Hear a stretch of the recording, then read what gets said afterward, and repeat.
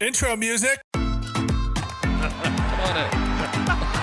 star for the ages for Tony Gwynn, number 3,000. They have acquired Eric Johnson and Fernando Tatis Jr. from the White Sox in exchange for James Shield. Welcome to Slam Diego! My name is James. My name is Joey. And this is the Brothers Padre. James, it was a week of baseball, probably the wildest week in Tumultuous, a good word, James. It had the highest highs and literally the lowest lows. and the scariest scaries. Yeah, how you doing, James? How you doing on the week of July the 16th? Just FYI, I purposely do this. See if you're ready for it. And you are every time. Every time you're ready for it. I have one job on this lousy show. It's stupid, but I'm going to do it, okay? And if you don't get that movie reference, I don't want to be your friend. No one's seen Galaxy Quest. Galaxy Quest is the greatest movie. It's the second best Star Trek film. Yes, it is. Doing good, James? You doing well? I'm doing all right. Week started so great. Shall we jump into it, as the kids would say? Do the kids say that? No. Okay. Kids used to say that. But When? back when bottle caps were cool. And Pogs were cool. Remember Pog? Yes, I do. I had to think of those are the Got stupid like slammers. You got things. Yeah. The game was you had a metal quarter, or metal whatever. I don't know, disc. I'm cutting this. This isn't the Brothers Palmer. And you hit paper disc to see who gets more disc. It's a dumb game if you really think about it. This was before Xbox. Yeah. Okay, James, we shall jump into it. We had a day off on Thursday, and then because it was the All-Star break, we talked about the All-Star game last week, and then jumped in the first game back Friday, July 16th, the year 2021, James.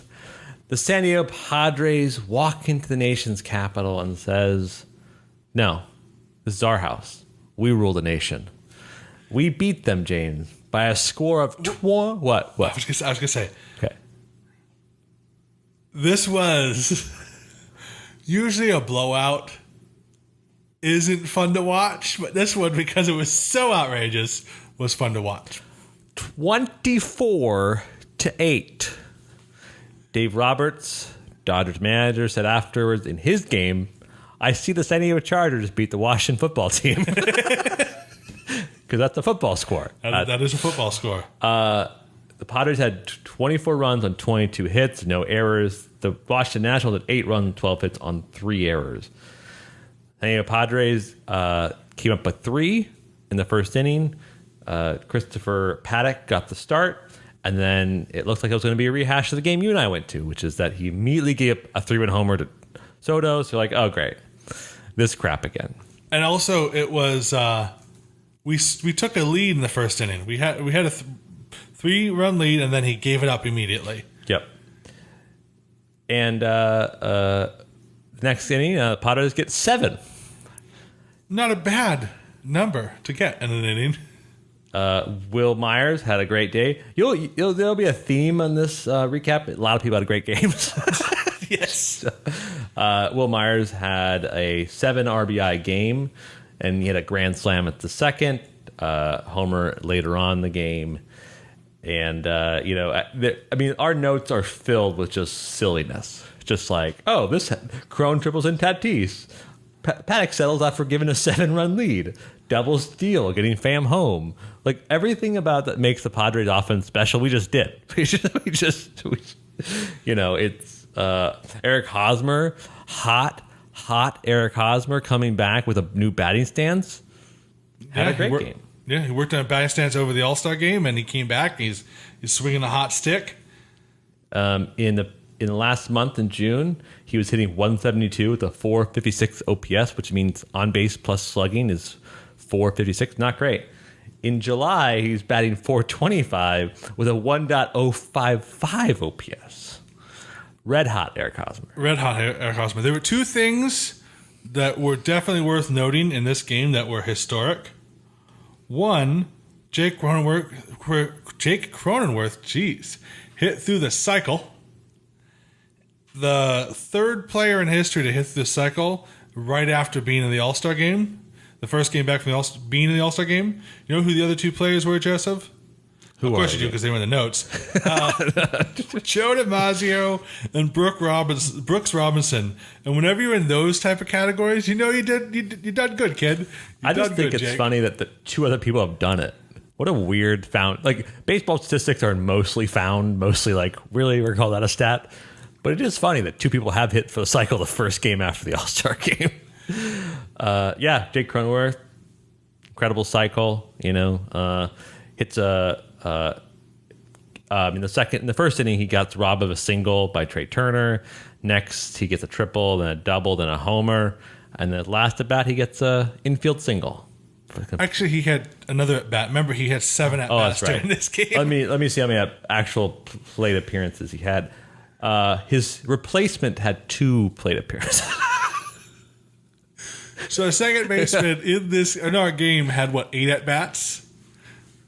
I think 7 official at bats. Yeah. Okay, because one of them was a walk. Yeah. So the other thing worth of note is that the San Diego Padres' previous record for most runs scored was 21. Yes. And probably by far, to just show you how great this game was offensively, and everyone was hitting on all cylinders, Jorge Mateo hit a home run. Yeah. Tommy Pham ties a franchise record of 5 runs scored. A lot of fun stuff happened. It was just rolling through the Washington Nationals pitching. So this is an interesting stat about this game, just how great it was. No team in a year has recorded in their whole a guy who hit through the cycle, a guy that had 7 RBIs, and a guy that had 5 runs in a game. No team has ever had that in a single year. We did it all in one game.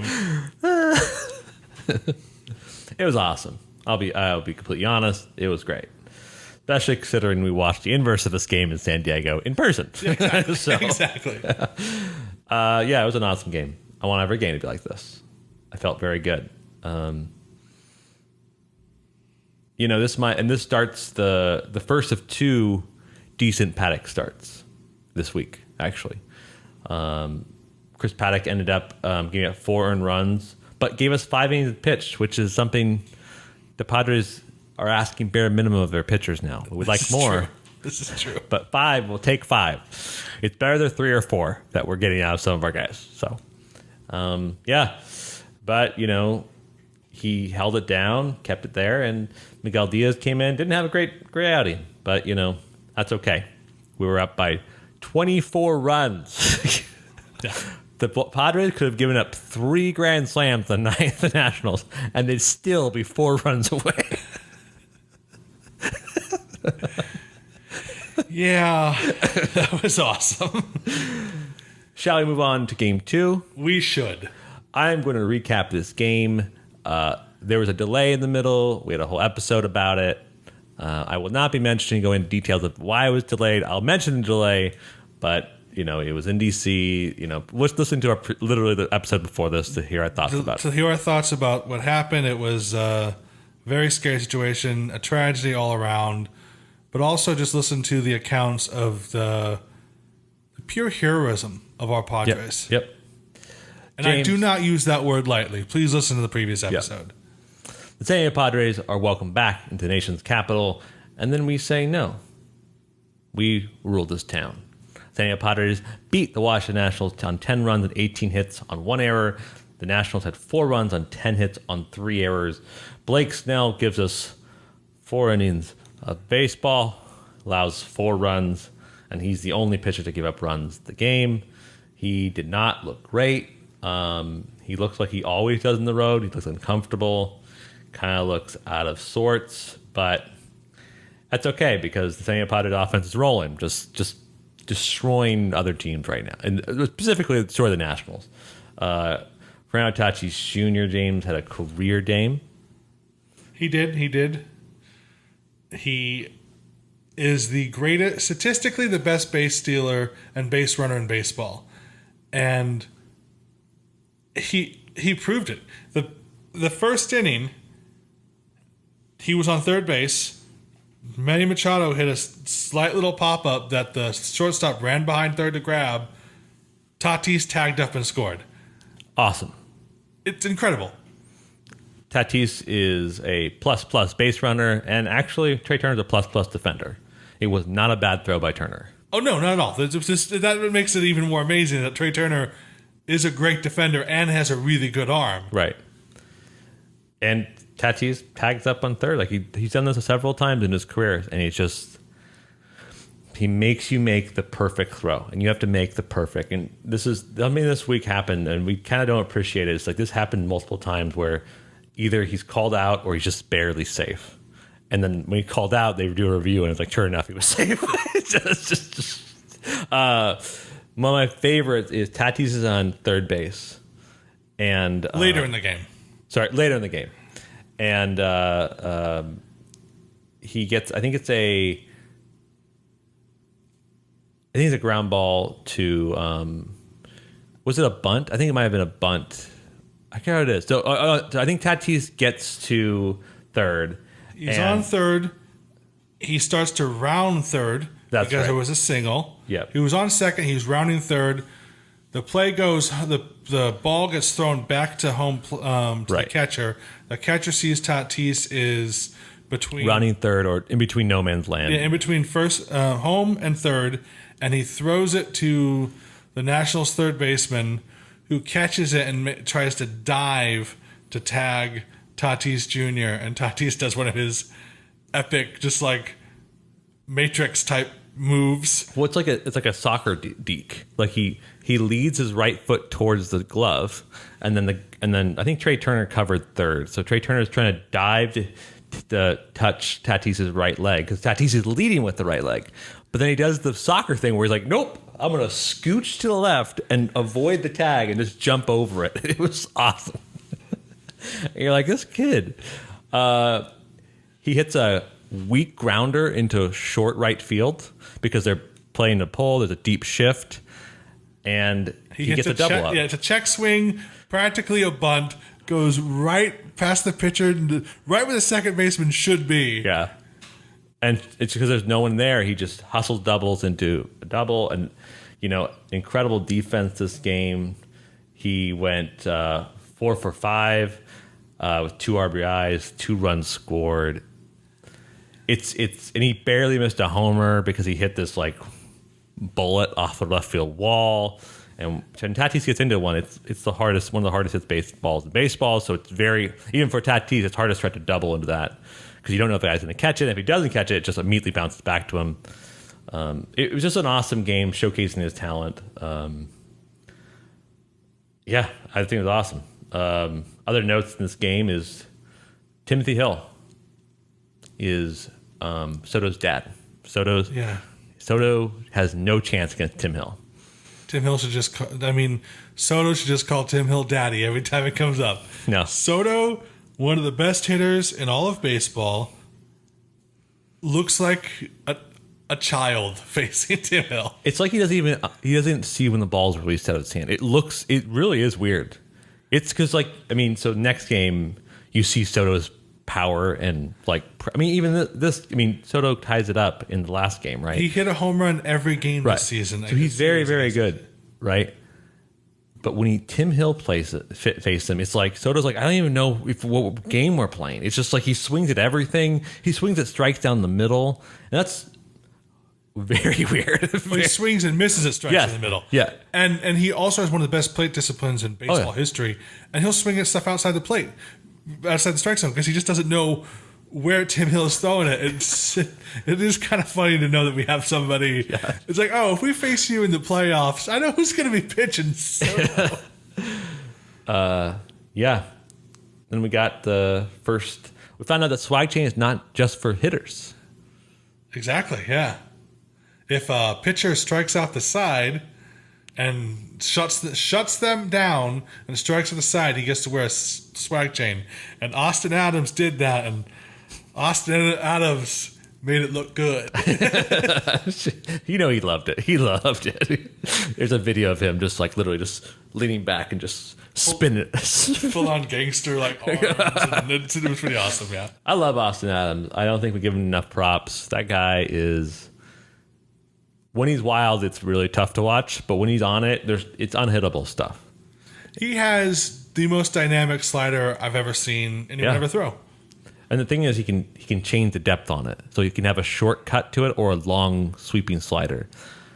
And I don't know how you can. I don't know how hitters hit it. To be honest, I don't know how hitters hit most things, but I especially don't understand how you hit an Austin Adams slider. In this game, his second strikeout because he struck on the side was a pitch right. He threw a straight fastball right down the middle, and I can't remember who the Nationals hitter was. He just stopped because he was expecting to slide. He was like, and like that was a 93 mile an hour fastball right down the middle. Any hitter's dream. And he looked at Aston. I was like, I hate you. Like, now what was that? It was funny. All right, game 3 after what was it? The 6th inning. There was the slight hiccup in the game 2. Yeah, we didn't talk about that. We talked about this as a complete game. There was a delay of game. Listen to our previous episode. We talked about the delay of game. So this game was played across 2 days, Saturday and Sunday. So after the Sunday game, first Sunday game ended, we actually played the previously announced Sunday game. The third game in this series, the Washington Nationals welcome the San Diego Padres back into town, and they beat us 8-7. Washington Nationals had 8 runs, 15 hits on 1 error. San Diego Padres had 7 runs on 6 hits on no errors. On the back of another 5-inning start, this time by Joe Musgrove, and gave up 2 walks and 4 earned runs and 8 hits. And lost the blown save. Blanson gets the loss. Probably, I understand. We'll get into why that is. But Pagan gets the blown save. He allows 3 earned runs, and that's the difference maker in the game. But it's still good to talk about Max Scherzer, started for the Nationals, but he also gave 4 earned runs. And there's lots of good and lots of bad about this game, I think. Yeah, it was. You expect a pitcher's duel when you have 2 really good pitchers, and they both didn't have it, and the Padres, for some reason, have Scherzer's number this year. I think we lost this game because we didn't use Camarena as a pinch hitter at any point. But it was just one of those things. Like it was a very frustrating game to watch because every team, it was just back and forth, back and forth, back and forth, and it was heartbreaking at the end. But we took the series, and we've taken the season series. So. Paz stays hot. Gets a 3-run homer off Max Scherzer. Profar pinch hit homers off Scherzer. Defense was great. Crone zone with the Crone flip. The Haas get Trey Turner. Manny with a go-ahead 2-run homer in the 8th. And yeah, it kind of. I think Melanson gets the loss. He gets the walk-off. But he probably shouldn't have been in a position anyway, because Pagan we've seen this a couple times this year. Pagan doesn't make hyper competitive pitches sometimes in high leverage spots and gets murdered for him. And this time it's tough because Soto is up. This is the difference maker in the game. Pagan's already given up 1 run in the inning, so it's 7-6 at this point, Padres. And then Emilio Pagan faces Soto, and that's a tough spot. We've talked about it before. Soto's one of the best hitters in baseball, if not the best pure hitter in baseball, right? I don't think that's exactly a hot take. I think it's a very normal take people have. And so it's already a tough spot. Pagan doesn't when his fastball isn't high velocity, it's very hittable. And he just didn't have it. So he's picking away at Soto, and Soto's picking away at him. And the umpire didn't call strike 3. Literally, Pagan threw the perfect pitch in the zone, in the bottom corner of the zone, and the umpire did not call a strike 3. Would have been out number 2, not out number 3. But you'd rather face anyone else besides Juan Soto in that moment. The next pitch, Soto hits a 2-run homer, and the Padres come back to tie it. So it's in the 9th. So we did fight back from that. but Melanson was put in a spot, non-safe situation. And at this point, the Nationals have seen us a lot. They hit Melanson well last time they saw him, so it gave us a walk-off win to the Nationals. I think it's kind of like epitomizes what's going on with the Padres. When the offense is on, it's one of the best offenses in baseball. Starting pitching couldn't give us length. We don't have we've overused the bullpen so that even if someone like Pagan is great, he's probably not given enough rest to be incredible. And then we're forcing to put people in spots either they're too tired for or they're not used to. But you also have great defense. So it's totally epitomized what's going on with the Padres right now, which is a lot to improve on, but it also can't be too mad about it. You know, they played a great game. And you'll take a series win over anything else. Yeah, exactly. Sweeps are nice, but series wins are fine. And then we move to Monday's game, James. Do you have any thoughts about the Nationals? I'm just happy we're done facing them. They hit us very well. Yes, they did hit us very well. It was the entire series against the Nationals was just I'm glad we did the 24-run game because it was pure revenge for the 15-5 game you and I watched. Yeah. And I'm glad it was packed. That was starting that game again. It was just you come to our house and if you think you can score 15 runs against us? Yeah. Well, here's 24. Oh, man. That was great. As a series, I'm glad we're done with them. If we play the Nationals in the playoffs, I'm not too worried about it. Yeah. Once we get closer to the actual playoffs, we should talk about where we think seeding is. I think we're almost at that time to talk about where we could potentially play. But yeah, if we're playing the Nationals, unless they don't upgrade their staff soon, I'm not too worried about it either. Neither am I. James, we moved to Atlanta. Our boys fly from the nation's capital to Coca-Cola's capital. Are you familiar with that, James? Coca-Cola has a headquarters in Atlanta, Georgia. I know that, yeah. So the boys get some Coca-Cola, and it was too much because they delayed the game on the first game. It was to say the least, a weird week for delays, and it was a weird week for weather because the first game gets delayed. Men on the ground said for light drizzles, and the Braves say, hey, we can't play in light drizzles. And so it just delayed a day. So Monday becomes Tuesday's game, and Yu Darvish still starts. Yu Darvish's first start since June, a week before the All-Star game, right? Correct, yeah. And you know what? He did great. I think for a first game back against a good, offensive team. Team, like he did great. I mean, 5.2 innings pitch. Tingler probably could have made him pitch more, but the problem was it wasn't light drizzling this game, which they canceled the game, which they delayed the game for the first time. It was raining a lot, like a lot. So everyone on the internet, yeah, said even Atlanta fans were like, okay, so they canceled the game on Monday, yeah, because it was a light drizzle, but it could get thundery. It never got thundery. Yeah. So Monday over. Moved to Tuesday, doubleheader on Wednesday. Tuesday, there was thundering. Yeah. Quite literally, every other pitch Darvish threw, he was down scraping mud out from in between his cleats. Right.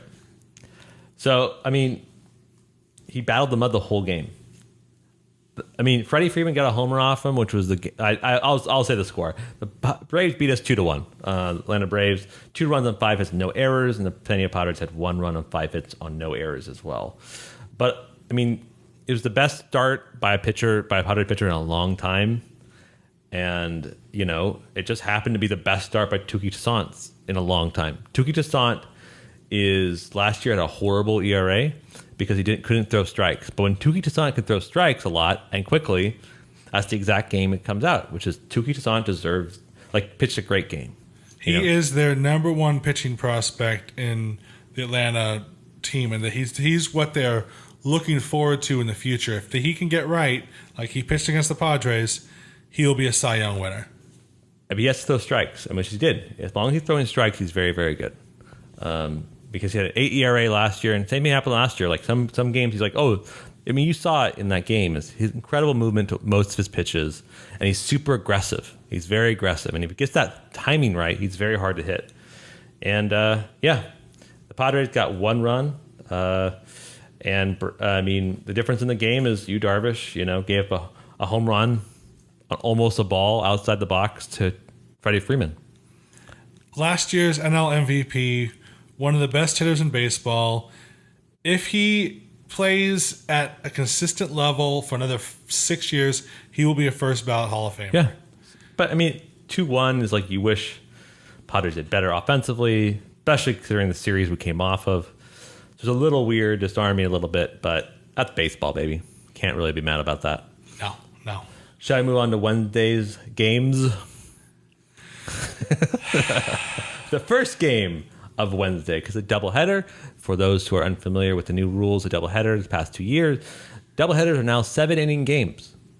That means that the game is over after 7 innings instead of 9 innings. Makes it for a nicer experience for the players, and sometimes a nicer experience for the fans because they can watch 2 games within a short amount of time. I kind of like it because I have been to a doubleheader where both games went to extra innings. That's awful. You were there with me. It's an awful experience. It was, the first game lasted 10 innings. The second game lasted 13 innings. We were both particularly sunburned at the end of the day. San Diego Padres play the first game against the Atlanta Braves, and then we chop them up, James. We chop them up. We don't do the chop here. I don't. Worst tradition in all sports. I'm just going to say it. I'm going to say it. Every time they do it, you kind of just like, inappropriate. Like, why? The Redskins had changed their names. I don't care about the Braves name. Just stop the chop. Stop the chop. Hashtag stop the chop. Yes, let's do it. San Diego Padres beat the Atlanta Braves 3-2 on 3 runs, 7 hits on 1 error. And the Atlanta Braves had 2 runs and 5 hits on no errors on a very good Chris Paddock start. I was going to say, you said that Yu Darvish was the best start in a while. I think this is slightly better than Yu Darvish's start the day before because Chris Paddock didn't give up any runs. Yeah, 77 pitches, 5 innings pitched, only 3 hits allowed. Very good. Very, very good. For Chris Paddock especially, who's kind of struggled with, I mean, by his own admission, the mental side of the game, trying to make sure he doesn't get himself in some sort of like, I don't know the right way to say it, but like he gets into these modes where he gives up too many runs and he can't bounce back. His approach to this game was, because his fastball is really good, it has a lot of movement. Right. He just threw the fastball like 80% of the times that here it is, hit it. Right. He only got like 1 strikeout, but he got a bunch of groundouts, a bunch of flyouts, and he relied on his defense. The strikeouts will come if you have confidence like that in your fastball. I want to talk about Paddock a little bit later, but we have to talk about Kim. You talk about Hassan I Kim. know, crazy, right? The defensive positioning is the best defensive positioning the Padres have available, and if we had a DH, it would be the one we see every day, and that is Chris. Who's Chris? I was going to say Chris Cronenworth. Who's that guy? Jake's alter ego? Oh, man. Chris Gaines Cronenworth was at first base. Ha-Sung Kim was at second. Tatis at short and Machado at third. And, man, that infield defense is awesome. It truly is one of the best defensive infields I've ever seen. Kim has incredible range, saves tons of hits, made leaping grabs, and just the next game he gets to start at third and does a great job at third. The dude's such a defensive stud. I don't know. It's just one of those things where like you're just amazed that this guy is sitting on the bench, and most teams would love to have him play every day because that defense is so good. He gets he gets a sacrifice fly this game to get the first run aboard. Tatis Jr., James, are you familiar with him? Have we talked about him before? I am familiar with him. He ends his 32 at-bat drought. Phew. Yeah. Finally gets a home run after 32 at-bats. Down from his every 8 at-bats stretch he had for a home run. And gets his number 29th, which is still leading the National League in home runs. Oh, by the way, also leads the National League in stolen bases. Which he has not had a drought on. He steals a base pretty much every other game. And just, it was a good, solid win. Paddock, the only negative I would say is Pomeranz did not have a good feel. Gave up 2 runs in the 8th. I'm sorry, I keep saying the 8th. I think it's the second to last inning. Gave up 2 runs in the 6th. But Melanson shuts it down in the 7th, and we're all good. Yeah. But the only thing I talked about that I saw some discourse, James, about was Paddock. As we know, the Padres bullpen is incredibly stretched. It is way, way overused. We don't have people. When was the last time a starter went to the 7th? A Padres starter went to the 7th, pitched 7 innings. I don't have a stat available, but it seems like seems like it's been a month. It's been a month or two, right? Been a while. So after 5th inning happened, top of the 6th comes up, and there's 2 men on with 2 outs, and Paddock's spot in the batting order shows up. Jace Tingler then decides to what? Pinch hit. We're up by 3 runs at this point, right? Yeah, we're up by 3 runs. There's 2 people on. Chris Paddock is not a hitter. So Tingler makes the decision to pull him. What are your thoughts about that? Because Padres Twitter, as it often is, was voracious about this subject. Many hot takes were taken. Chris Paddock had the best start he's had in a very long time. Right. He only threw 77 pitches. Yes. All that being said, I have seen Chris Paddock face the lineup for a 3rd time and just get his butt whooped. So you're saying the 3rd time reigning NL MVP Freddie Freeman would face him, it would have been a good time? No, I'm not saying that at all. No, wait a minute. I am saying that. Here's the thing. Frederick is a very good hitter. Frederick is an amazing hitter. And so back in the 90s. Oh, you referencing the 90s Padres? Wow. Well, that's a first of this episode. I had hatred for 2 teams. Okay. Yeah. Dodgers, first and foremost. Right. Of course. Burn in hell. Second team. Wow. Hot take there. The Atlanta Braves. Hated them. Yeah. Hated playing them. Mainly because they were so good, and they were so good, but they were also very cocky about it. Oh yeah. Freddie Freeman has made me a fan of the Atlanta Braves. He is just such a great personality, great player. He is so good. Yeah. He is so unbelievably good. So you're saying that we're going to sign him next year? No, if Atlanta doesn't give him a 10-year tie-down contract, because they want his number retired right next to his mentor Chipper Jones. But anyways, back to your question at hand, whether I pull Paddock or not. I think he gave you the best start he's had all year. We were up, no problem pulling him with 77 pitches because you don't need his mind. Right. Even if he just gave up 1 run. Right. You don't need Paddock to get into a mind spiral of depression and all that kind of stuff. We've seen him do it. Apparently, during the All-Star break, he was given a book about mentally preparing and being a better pitcher mentally, and they're working with him with a psychologist, like working with his mental issues, just like keep your head in the game. I think it was a great decision. You let him leave the game pitching like an all-star. Yeah, I think that what you said is 100% right. Like, you don't want him to mess up his mind. You don't want him to be in a place where he's downward spirals. And I also think, as a manager, if I'm managing the Padres, is how I look at it. As I look at bullpen and innings in general. I always say if I only can use 2 relief pitchers in any game, that's a win for me. Right? And it's the 5th inning, and he only needs 2 relief pitchers. And I know, like, you're going to go to all-out bullpen game the next game, most likely, because you have a AAA player starting. But you're going to probably lean on the long guys. You're probably going to lean on a different set of arms anyway for that game. And so I understand the need to keep people fresh and not to wear them down. But Paddock being a great starter is more important than saving potentially an inning. Because he's not going to pitch the 7th, right? And then you're not going to like yourself if he gives up a bomb to Freddie Freeman.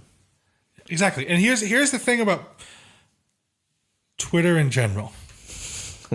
It's a jerk reactionary thing. We won the game. Jace Tingler won the game. Right. He won a lot of. I mean, Jace Tingler gets a lot of. I think this is something that I it's always tough because he makes the call to the bullpen. But on the flip side, his starters have been garbage. Like they haven't been garbage. They just haven't given him innings. So he has to make those calls. And so it's not his fault that he's wearing out the bullpen phone. And I think I think that sometimes early in the season I thought that Tingler managed more to like the full season. Where I think now he does make the right calls, like a lot of the time. You know, I think, and if he doesn't, I'm never befuddled by his choices. Neither am I. He has a very clear, maybe not very clear, but he has a real philosophical view for how games are ran, and he sticks to it, and you have to as a manager. So he won the game. He pulled the right levers. Pomeranz didn't have it, but who's to say that Paddock wouldn't have? Because Paddock has shown literally that he can have great innings in a row, then all of a sudden he gives up a double, he gives up another double, a triple, a homer, and it's like, what happened? Like in 5 pitches, we're losing. And I've seen him lose his cool on a bunt single. Yeah, that could have done that. It was nothing anyone could do to get that guy out, and all of a sudden he'll give up a home run because he just loses cool. You need to get this kid, and if his head is straight, things are good for the Padres. Yep. Yeah, I mean, these stats. The first time in 4 starts, Paddock does not allow him to run the first inning. Like, that's crazy. Like, he's through 3 scoreless for the first time in 6 starts. I mean, you have to understand that, like, when you're giving someone a great start, you have to consider all that. Like, he doesn't have a track record of not losing it. So right? he's through 3 scoreless innings in a row. Right. He's collectively had 3 scoreless. He's also pitched 5 scoreless innings total. I don't know how long that's been. Right. But I think it was a good win. I think Paddock's loves that, right? Especially because I don't think the national start wasn't that bad for him either. Like he got beat by one of the best hitters in baseball. So so did Scherzer. Exactly. Right. So we're gonna move on from that, and learn from these great starts. James, shall we go on to the second game of the doubleheader? Of the doubleheader? Yeah, up until the 5th inning. So, James, I don't know if you know this, but this doubleheader was actually scheduled. Normally, doubleheaders are just saying, "Hey, we're going to play 45 minutes after the first one." The Atlanta Braves like, "No, we're going to give ourselves a 2-hour break." That's very important to this game. The first game ends at like 11:30 Pacific time, and but we scheduled for. I think it was like 12. I think it was 12:30 or something. Or no, because it started at 9 a.m. and it was a 2.5. It was 11:30. Right, 11:30. Yeah. So then they're like, "Oh, at 2:20 Pacific, we're going to start back up." Great, fans. I don't know, hanging out downtown Atlanta, grabbing a Coke, taking a photo from the CNN building. Some Kim took a nap in the dugout. Yeah. So you're like, "This is great. Surely this delay of game will not have ramifications for the rest of the season." Reese Kinnear gets the start, James. I would love to tell you the final score, but there is no final score. Isn't that funny? Yeah, I'm laughing. Reese Kinnear had a good 1-2-3 first. Let off a second with 2 walks, and those walks scored. Got pulled off 1 2/3 inning pitch because it just wasn't his game, so to speak. The Padres, I should have mentioned, had 4 runs in the first inning. All 9 batters went up. Yep. Eric Hosmer had a great. The bases were loaded, and then he was able to elevate the ball to left field for a sacrifice fly. Will Myers gets a base loaded walk. Ha-Sung Kim doubles. to score 2 runs, give up four runs in the top first, and then Jake Cronenworth also singles to get Trent Grisham to score in the top of the second. So we're up 5-0, and the second rolls around, and Reese Kinnear does not have it. He's still a young kid. He's still learning how to throw the baseball. He has great stuff, but control's a problem. He walked too many people, and he got pulled. He had, let me look at the box score real fast. He had 2 walks in just that top of the second, 3 earned runs and 1 hit. And then Daniel Camarena came in, allowed another earned run. And it's a 5-4 game, up from 5-0, now 5-4. Life comes at you fast. And then comes the precipitation, James. Are you familiar with precipitation? And that this, unlike Rihanna, we had no anticipation for the precipitation, James. Because we did not have a what, James? Finish this sentence. Ella, umbrella, under my umbrella. Thank you, James. That was very good. Because it was raining a lot. I get it. I'm just... You're befuddled. I don't know what you just said. Any of those words. Rihanna is a singer. Rihanna has a song called Umbrella. Are you familiar with the song Umbrella by Rihanna? And it begins with Jay-Z saying, in anticipation for precipitation, which means he's waiting for rain. And the Padres were not waiting for rain, and they assumed it would be fine. And it wasn't fine. Jokes are always funnier when we have to explain it. I do get it. I just didn't want you to get the satisfaction of saying that. You clearly wrote that in your own personal notes to use that as a reference. Now straight from the dome, dude. Straight from the dome. Sure. Padres then become a bullpen game, which is kind of expected, but a 7-inning game, no big deal. It's the top of the 5th. It's raining hard, raining real hard, and the Braves have kept it 5-4. And you know what? Will Myers grounds out, and he slips out of the box because it's very muddy. The whole field muddy. Will Myers slips. Tim Hill, should be noted, came in for his patented 1-pitch ground ball double play, turned by Ha-Sung to Cronenworth to Hosmer. And so the bottom of the 5th rolls around. The scheduled batter is Freddie Freeman. And the umpire's like, we're not playing this game. Do you see that guy? He just slipped. He broke his knees. And then they delay the game for 4 hours. And then they're like, we're going to suspend the game. So what this means is the game is going to be replayed at the place it started. We were 3 outs away from having it be an official game, and that the game would be called to the Padres' favor. So, for example, if the game started 45 minutes after the first one, as opposed to 2 hours, San Diego Padres would probably have taken the second game. But instead, the San Diego Padres and the Atlanta Braves have to figure out some point to play 2.5 innings to finish this game, which means that the lineup has to stay the same unless a trade happens and you're allowed to sub people in. And the Padres have to... Tim Hill is still technically in this weird limbo where he's still pitching this game to whenever this starts again. So there's no 6th game to recap because it isn't finished. It will be finished sometime in the last week of the season. Hypothetically. I mean, the Braves can... This is so weird. The Braves can say, no, we want you to fly to Atlanta to finish it. If we have an off day, fly to Atlanta. My hatred for the Braves would return then. It could also be Monday. We could go from Miami to Atlanta. Just for 2.5 innings. My theory is Atlanta's not going to... They're going to say, hey, and this happened before, like there'll be like a weird free game before another game where like, hey, anyone can come for free, concessions are open, and like they'll play 2.5 innings at Petco, and the Braves will be the home team at Petco. That's probably what's going to happen. You're probably the last Sunday game we play against them. Right. It'll be the last Sunday home game of the year for the Padres. Right.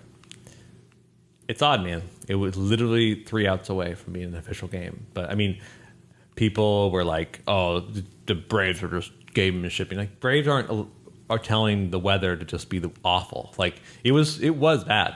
Myers slipping out of the box wasn't good. Oh no, and it was raining the entire time. Yeah.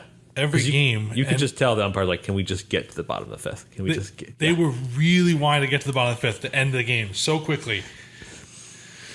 And the thing is, and I talked about, we tweeted this. So in a 9-inning game, right? If a team, because we've had a game ended already after we've completed 5 innings, right? In Cincinnati. In a 9-inning game, if 5 innings have been played, which is the majority of the innings, right, and whichever team is winning wins the game because of the weather. For some reason, they haven't made it retroactive for a 7-inning game. You still have to play 5 innings. The majority of the innings in a 7-inning game would be the 4th inning. Right. Yeah, it's a weird one.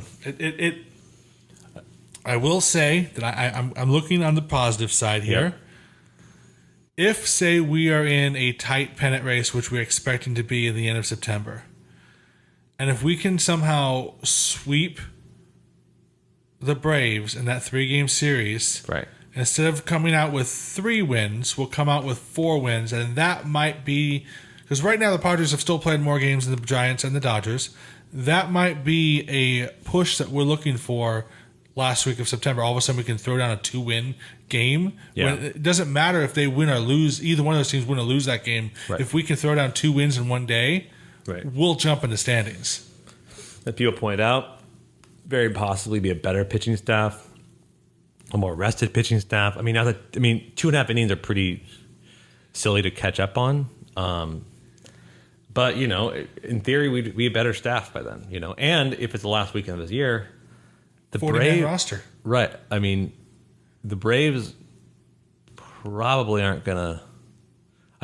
they're just probably not going to be in the hunt. I know Braves think that they're buyers, but that's the division that... I know the division's up for grabs, that NL East, but I don't know. I just don't see the Braves being... their starting pitching is so inconsistent, and they're missing Soroka and Max Fried.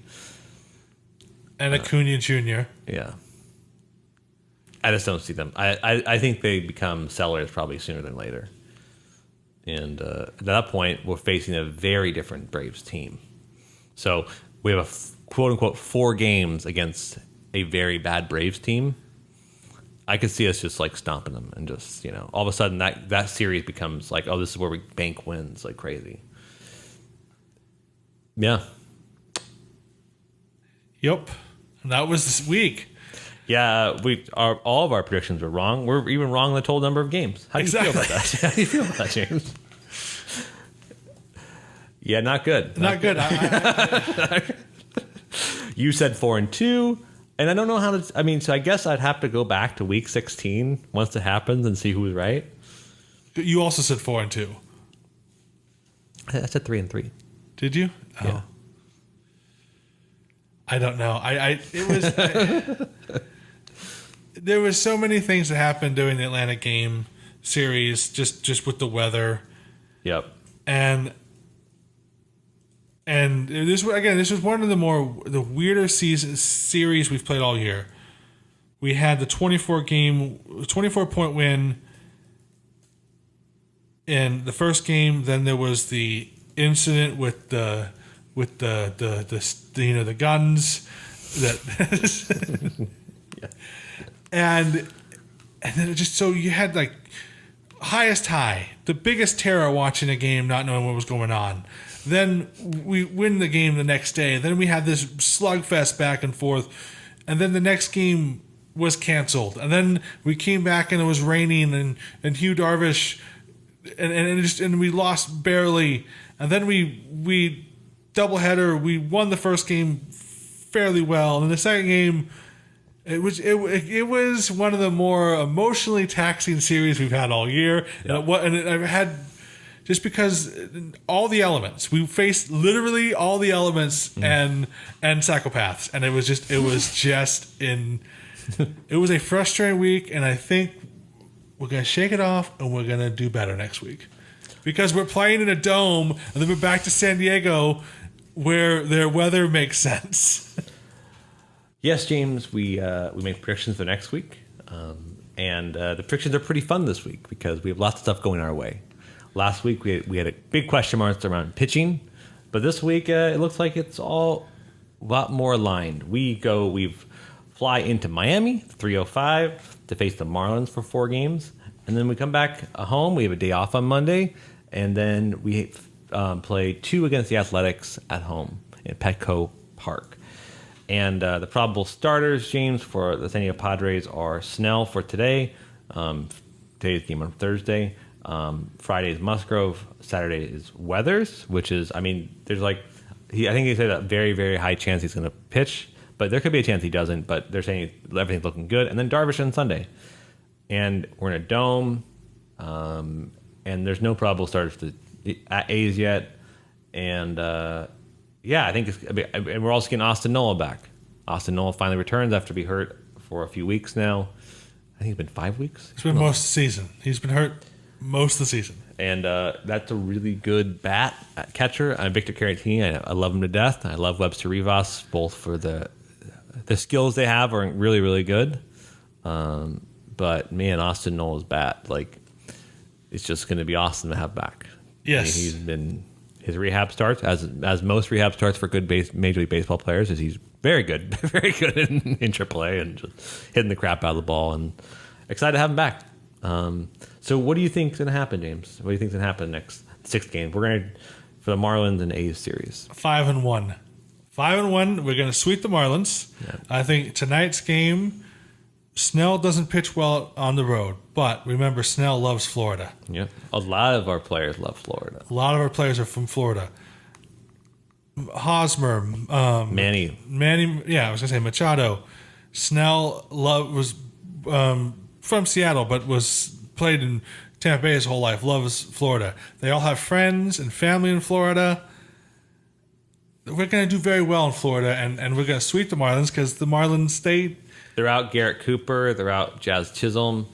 They have good starters, but they don't go very long. And they have a questionable bullpen. So I think Snell does well tonight. We're going to sweep the Marlins.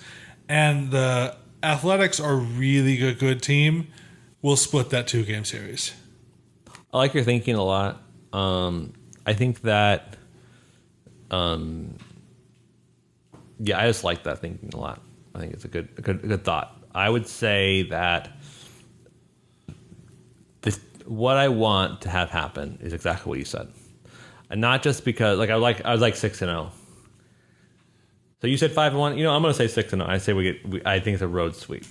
I think it's 6-0. This is why I think that. I think that the hardest pitchers Padres face are like aggressive, like contact pitchers. I just don't see that from the Marlins staff. Pitch to contact guys that I think that we're going to wear down the Marlins staff. And I think the A's, they are a good team, but they're the same kind of problem. They don't really have. We can wear down a staff like the A's. And I think, like, if I'm putting money, I'd probably say 5-1 like you. But I think the Padres are clicking a lot more than their record says. They are in a much better place this week than they were, despite the insanity of what we talked about this week. I think the at-bats have been better. You know, it hasn't been... The All-Star break has done great things for the Padres, and I think we're going to roll into these teams. I think we're going to be hyper-aggressive. I think we're going to steamroll them, 6-0. All right. I like it. James, anything else to plug? Anything else to say? Anything else to complain about? There's no trade rumors. There's always trade rumors. There's nothing of substance. We have about... How many days? We have a week and a half before the trade deadline. We'll talk about trade rumors next Tuesday episode. Hopefully the trade happens, so we'll have something to talk about. Yeah, exactly. Instead of just being like, what if you think about this? We'll also update you on our umpire rules. Oh, yeah. I've actually collected numbers and stats around it. But anyways, other than that, no, it was listen, Padre fans, it was a weird week. I'm still trying to recover from everything that I had to just everything that went through from DC's incident to the weather in Atlanta, build a flipping roof. I've been to Georgia, and it was raining then. I just think Georgia's always raining. It's always muggy. Yeah. I mean, I was only there for 4 hours, but it was raining that 4 hours, so I just assume Georgia's always raining. And it proved, my theory proved correctly. So I'm thinking, yeah, I don't know where I'm going with this. Joey, help me out. I've lost my train of everything I was going to say. Padres are doing great, James, and they're going to be a great team. This week has frazzled my brain. We are going to have a good week of Padres baseball, but as you all know, remember to like us. Remember to engage with us. We're on Twitter @BrothersPadre. We're not on Stitcher, by the way. I did find this out. We're not on Stitcher. Okay. So Stitcher does original content. I was like, I don't know. And they're not an aggregator of podcasts, so we are not on it. And let me know if you like my Rihanna reference. It's only from 2003. That's super, super relevant. And we're on YouTube, Apple Podcasts, everywhere where you can find aggregated podcasts. And until next time, go Padres. Go Padres. And there it is! Oh, doctor! You can hang a star on that, baby! I have one job on this lousy show. It's stupid, but I'm going to do it, okay?